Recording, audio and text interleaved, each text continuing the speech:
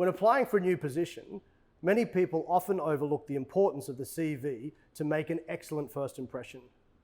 We all know first impressions matter, and in some cases may be the deciding factor between a follow-up call or not. And it may not be obvious, but your CV is that first impression.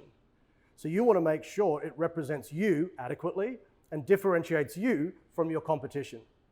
In this video, I wanted to share some common mistakes that I see with many applications coming to Zscaler.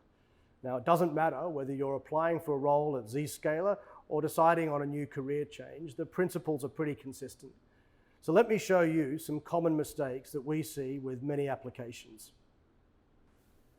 Poor formatting, too many fonts, or even poor grammar choices. Too much detail can often confuse. Keep your highlights clear and succinct. Experience is not well described. Achievements not highlighted or called out. And more than 2 pages is too much for a CV screen. Now let me show you a well-constructed CV for a sales role. You can see consistent formatting, contact details, and a link to the LinkedIn profile. Clear overview detailing career achievements that are relevant for the role for which you're applying. Education is clearly called out with achievements.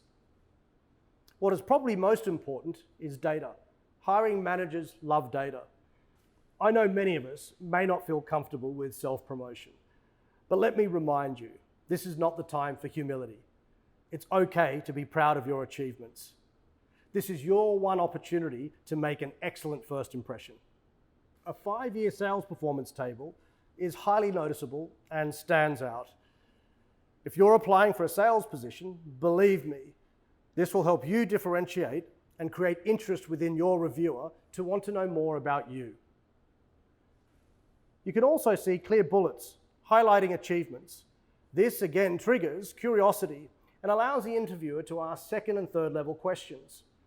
Tell me, how did you grow 40% in your first year? A career of promotions and higher levels of responsibility.